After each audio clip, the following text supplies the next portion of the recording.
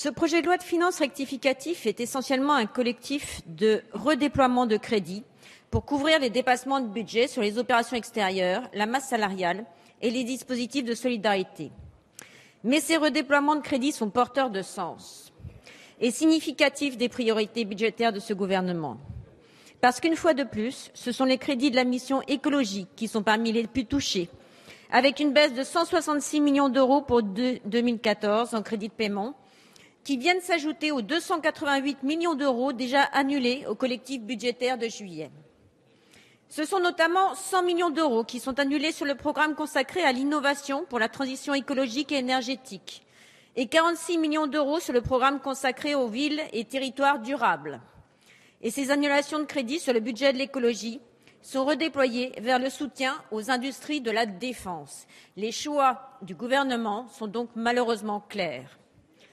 Au-delà de ces choix budgétaires, ce collectif budgétaire porte également une mesure de défiscalisation des entreprises chargées de l'organisation des compétitions sportives internationales.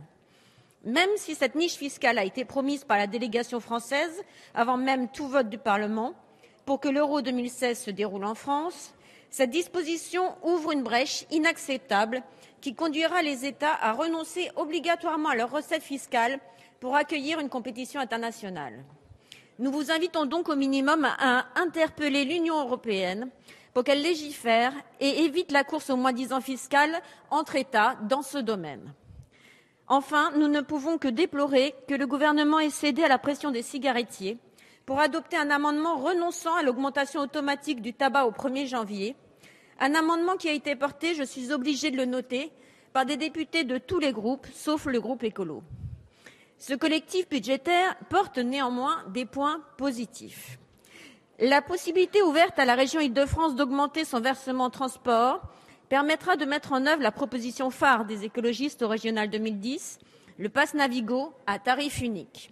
C'est une mesure de justice sociale et territoriale, une mesure d'égalité et de pouvoir d'achat pour tous les Franciliens.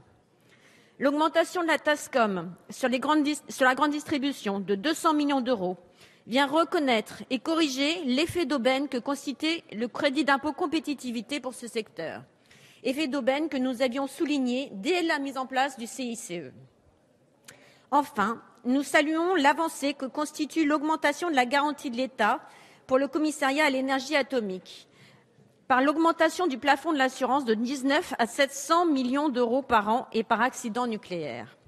C'est une première reconnaissance du coût des risques générés par la technologie nucléaire, même si cela reste très en deçà de la réalité, sans même parler des risques en matière de santé publique ou encore environnementale.